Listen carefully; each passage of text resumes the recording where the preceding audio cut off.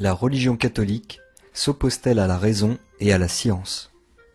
Napoléon, à propos du dogme catholique, disait « Rejetez-le, et alors le monde est une énigme, acceptez-le, vous avez alors une admirable solution de l'histoire de l'homme. » Ou encore « La religion chrétienne n'est pas de l'idéologie, ni de la métaphysique, mais une règle pratique qui dirige les actions de l'homme. » La Bible donne une série complète pour expliquer le temps et l'éternité, telle qu'aucune autre religion n'est capable d'en offrir.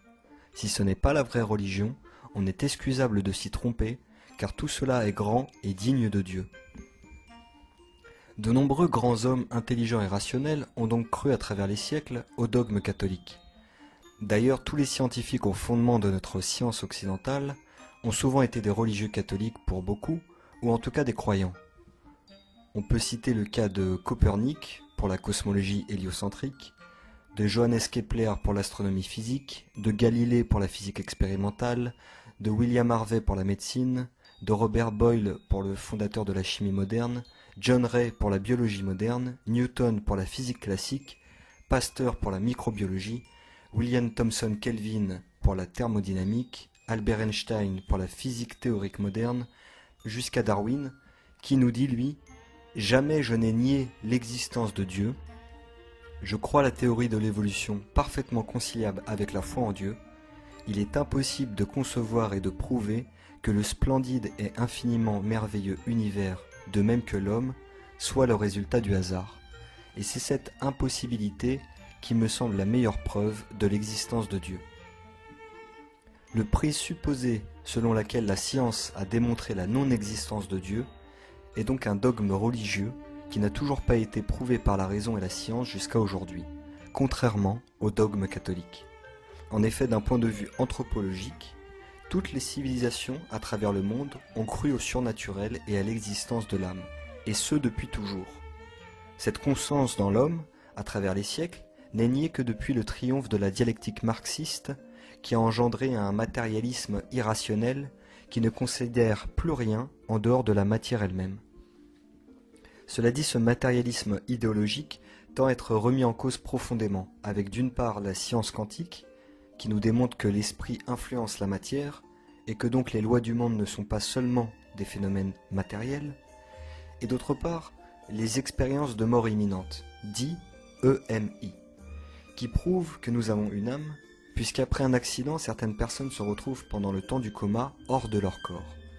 Ces personnes peuvent se voir elles-mêmes allongées, entendre des discours et voir des personnes qui se trouvaient dans une toute autre pièce. La science apporte de plus en plus de faits validant la révélation chrétienne, et certains scientifiques se sont même fait une spécialité de démontrer que la Bible ne s'opposait pas à la science, bien au contraire. Cette organisation de scientifiques se nomme le CEP, C-E-P. Elle entend à travers de nombreuses conférences réfuter la théorie de Darwin et celle de l'évolution, mais aussi le fait que la Terre ait des millions d'années avec M. Guy Berthaud, ou encore la présence de dinosaures à des époques humaines. Si la science tend à valider en partie le dogme catholique, qu'en est-il de la philosophie? Le dogme catholique dans la philosophie. Les Grecs avec Platon arrivent à l'affirmation « Ce que je sais, c'est que je ne sais rien », et avouent donc par là qu'aucune vérité n'est accessible à l'homme, hors d'une révélation de celui-là même qui est à l'origine de la création humaine. D'ailleurs, Platon lui-même, connaissant les prophéties juives, s'écriait « Quand est-ce que viendra celui qui doit nous révéler comment agir dans ce monde ?» Et c'est 400 ans après Platon, avec l'incarnation du Christ dans le monde et la révélation de sa doctrine, que la philosophie peut enfin atteindre ses objectifs de porte vers la vérité avec saint Thomas d'Aquin. En reprenant la philosophie platonicienne et aristotélicienne, et en lui apportant la révélation christique, saint Thomas d'Aquin arrive à démontrer dans la Somme théologique que si nos sens ne nous trompent pas et nous découvrent la réalité telle qu'elle est, alors, en observant la nature et les faits historiques autour de l'arrivée de Jésus-Christ dans le monde, on peut prouver par la raison que le catholicisme est la seule vérité. Saint Thomas d'Aquin est le fondateur de l'apologétique, qui est la science des preuves de la divinité dans le christianisme. Cette discipline philosophique s'appuie uniquement sur la raison et non sur la révélation. Saint Thomas d'Aquin est le premier à avoir amené la foi sur le terrain de la raison, et à avoir prouvé de façon incontestable que la raison à elle-même suffit pour confirmer la révélation catholique. Son œuvre fut tellement indépassable que par la suite, les philosophes n'ont jamais pu détacher l'idée de Dieu de la raison. En effet, ils ont dû émettre l'hypothèse, avec Descartes d'abord, puis de façon plus complète avec Kant, pour dégager la raison de Dieu, que nos sens nous trompent et que la réalité n'est donc pas perceptible par nos sens, mais seulement par notre intellect. Or, à partir de ce postulat, que nos sens nous trompent et que la réalité n'est pas perceptible par nos sens, toute la démonstration de saint Thomas d'Aquin est balayée, et on arrive dans l'ère de la subjectivité avec le mouvement de l'idéalisme. Ce n'est plus alors le réel qui compte, mais l'idée qu'on s'en fait. À partir de ce moment, tout est permis en philosophie, et on quitte l'ère de la raison et du logos grec pour entrer dans l'ère de l'idéalisme et donc de l'objectivité absolue. Cette philosophie domine toute notre époque moderne, époque dans laquelle, si je me sens femme, même si ma nature me dit que je suis homme et que mon appareil génital le prouve, ce n'est pas pour cela que c'est vrai, puisque en moi, mon idée que je suis femme existe.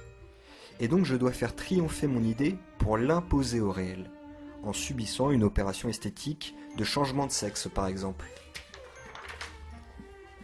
L'idéologie moderne d'un monde sans frontières, ni entre les pays, ni entre l'homme et la femme, ni entre les races, ni entre le beau et le moche, ni entre les valides et les invalides, etc., provient de la philosophie idéaliste, qui fait passer l'idée avant le réel, et qui tente par la force d'imposer son projet idéal de l'humanité au réel. À l'inverse du catholicisme, qui loin d'être une idéologie, demande à l'homme d'observer par ses sens et sa raison les preuves tangibles que Dieu leur a données pour croire à son Église, afin de pouvoir toucher le cœur des hommes. Avec comme preuve ultime de son amour, le miracle. En effet, parmi toutes les religions, la seule à être prouvée par les miracles est la religion catholique. Car la religion catholique est la seule à être basée directement sur Dieu. Le judaïsme étant fondé par les prophètes, les rois et surtout les rabbins, l'islam par Mahomet et le protestantisme par Martin Luther. Seule la religion catholique se dit être fondée directement par Dieu lui-même en la personne de Jésus-Christ. Celui-ci a donc dès le début de sa vie publique commencé à témoigner de sa divinité par des miracles, le plus grand étant sa propre résurrection. Mais ces miracles ne se sont pas arrêtés avec Jésus-Christ, comme le pensent les musulmans, mais continuent jusqu'à notre ère pour prouver que l'Église catholique est toujours la vraie religion et la seule guidée par Dieu. En effet, les miracles sont la manifestation des faits qui échappent aux lois de la nature et la surpassent, et qui ne peuvent donc être l'œuvre que de celui qui a créé ces mêmes lois et peut s'en émanciper quand bon lui semble. Le miracle est à différencier du prodige. Si une personne est ressuscitée, alors toute personne sensée reconnaîtra là l'œuvre de Dieu. Mais si une personne lévite devant une foule dans le but d'acquérir du pouvoir sur autrui, alors c'est tout simplement un prodige du démon. L'Église catholique compte des millions et millions de miracles depuis sa naissance, qui perdurent à travers les siècles et ne cesseront jamais. Ces miracles sont toujours reconnus après de multiples enquêtes et examens scientifiques. Par exemple, à Lourdes, certaines personnes passent de nombreux examens médicaux et montent un dossier pendant parfois plus de 10 ans avant de décider d'aller s'immerger dans l'eau de la grotte. Puis, si elles se disent guéries, leur dossier est réétudié minutieusement et elles ne sont déclarées miraculées que si elles ont fait un dossier avant et qu'après, la guérison est vérifiée.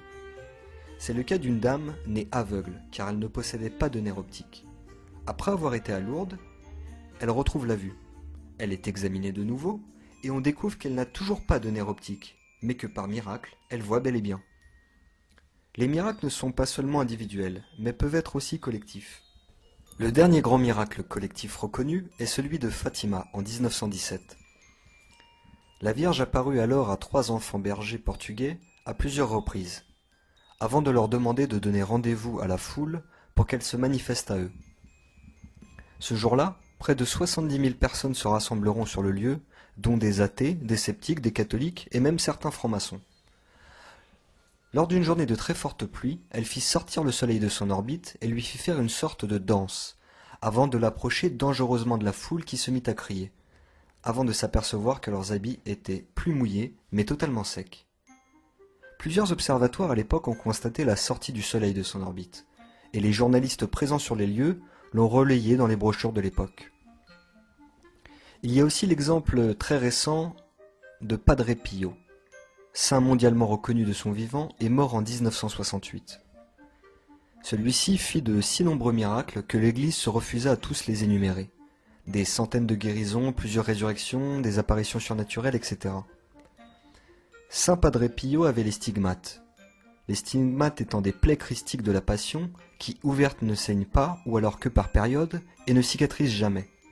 Ces plaies ont été étudiées de son vivant dans les années 50 par de nombreux médecins qui ont déclaré que la science était incapable d'expliquer ces plaies, leur fonctionnement et leur apparition spontanée. Padre Pio avait aussi le don de bilocation. En effet, plusieurs témoins déclarent l'avoir vu à 2 endroits différents et en même temps. Padre Pio était aussi grandement persécuté par le diable, qui le poussait et le frappait régulièrement pendant la nuit. Les événements maléfiques de possession sont aussi à prendre comme une preuve, non de Dieu, mais de l'existence du diable.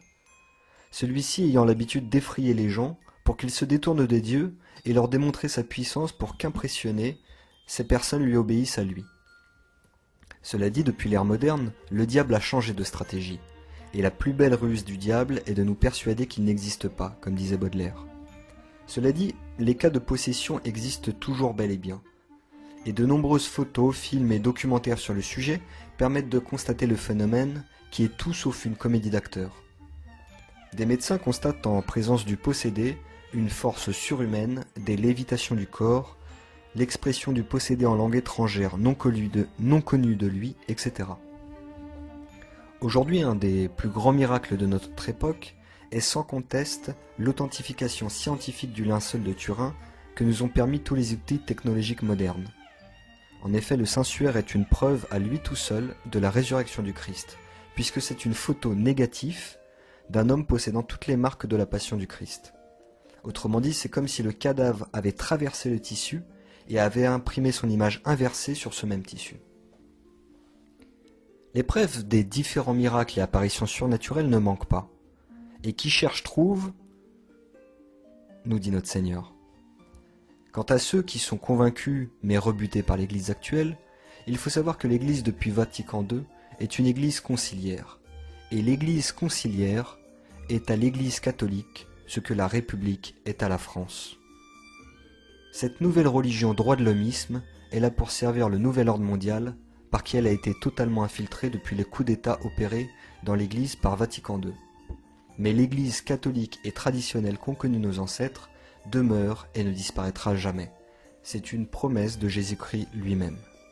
Alors vive le Christ roi et vive la France.